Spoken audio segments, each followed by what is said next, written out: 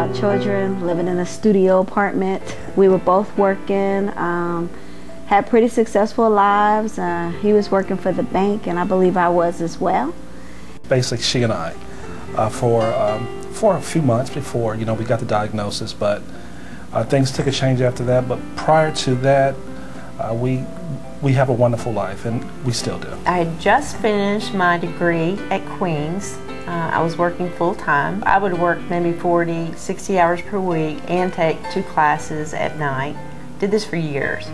Our kids were always into sports, so every afternoon, weekends, there was practices, there was games, and there was always something to do. When I finished my degree at age 38, it was really just kind of the beginning of, furthering my career. She's underestimating the energy that she had. She could do an amazing amount of work, both at work, which she always got recognized for. I knew that she was going so far beyond what was expected, and then she'd do the same thing at home. I was very outdoorsy. I loved working on cars, machines, anything mechanical. I loved getting out mowing my grass, tending in my yard, pruning trees, and I was very active. Matter of fact, I was very lean and muscular, able to do just about anything I wanted to do. Always enjoying being together, as we still do, but it's changed a little bit. It's slowed down. It has slowed down, but we still have each other. Oh yeah. It turned out that the stabbing pains in my chest was pericarditis. It was inflammation throughout the chest, the lining of the heart, as well as the lining of the lungs. And I had no idea what pain could be like until that. I saw my primary care physician and said, looks like your heart's fine, but you have inflammation. He referred me to a cardiologist to just make sure there's nothing else going on with the heart, and certainly hope it's not lupus. And I asked, what's lupus? And they said, you just don't want to have it. I ended up in the hospital for several days. So I had IV steroids for days, through which I gained about 40 pounds. It was about 1.5 to 2 years later I started testing positive for lupus. So the process of just going through the diagnosis, there was no lab test, no single lab test that either would confirm or deny. Maybe a few months after we were married, I had this headache that I couldn't kick, and I would say flu-like symptoms. And I believe I went back and forth to the doctor. It was just dismissed as, the flu or some sort of virus. It got to the point where I started missing work. One day I was in such pain that I called the EMT, and that's kind of how the journey began, that ambulance ride. Everything happened really quick when she went into the hospital because she stayed there for several months. But it was a very trying time, trying to just absorb all of this recent and abrupt change in our lives. They called in a specialist, said, hey, let's run a panel on lupus. And then that's when they told me, you have lupus. And I did not have a clue what lupus was.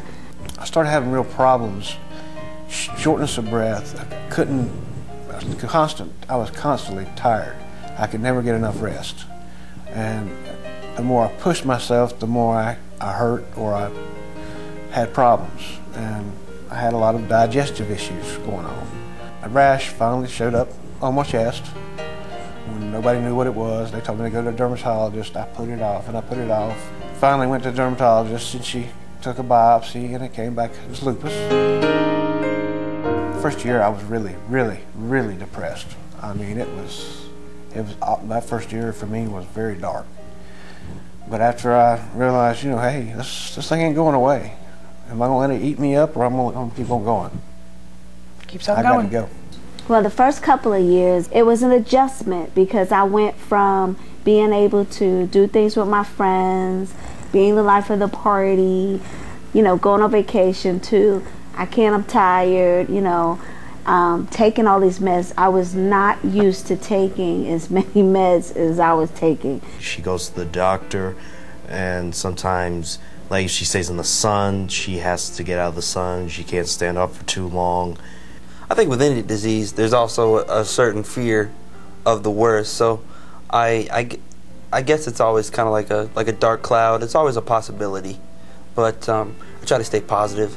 I think by losing control of my health and having to just kind of be where I'm at today, and then planning other life events with the family around that has been the toughest part. So the first year was really hard for all of us, your kids included.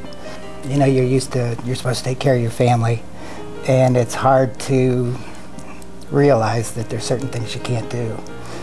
Working with Dr. Kipnis, I was like, well, how long do people typically work? And he was like, well, it's all individual. At the point that, you can't function, depending on what's going on with your job, that's something that you and I work together on. And so I think that was the hardest thing, because I've always said, I have lupus, but lupus does not have me. But that was the tough one, because that's whenever I realized that I had lupus. Our journey has kind of been like a graph that goes up and down. There are peaks and valleys. Of course, now I'm not working. Now, I'm on disability, but I still feel like I'm not earning a. He is. I push myself, clean the house. I cook. I clean. I'm the house husband. Yes, he's my house husband. That's one of the biggest changes. We come to the summit, for the educational component, because I kid you not, every summit that we've attended, we've walked away learning something new. The Lupus Foundation was our really first phone call that we made. And the first support group meeting we went to was on Providence Road. Tons of information from the lupus chapter, but more importantly than that were some of the contacts that I made here. I want to say thank you, because we were going through a rough time financially, and your foundation was able to help us with some light bills. So sometimes you have to put your pride aside and ask for help. So I don't think we would be where we are today without the Lupus Foundation. No. I really don't think we would be.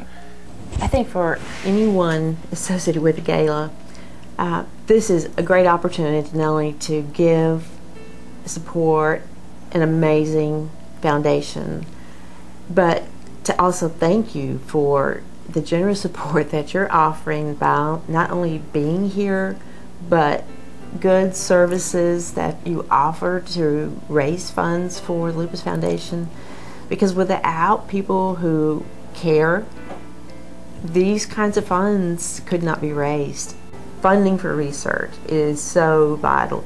Legislation, getting Senate, Congress involved. For someone who has lived with lupus for 21 years, thank you for all that you do and continue to do. We thank you for attending.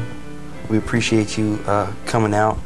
We hope you enjoyed the festivities, and we hope that tonight you see from our point of view and are willing to support our fight, and be willing to help us on this journey.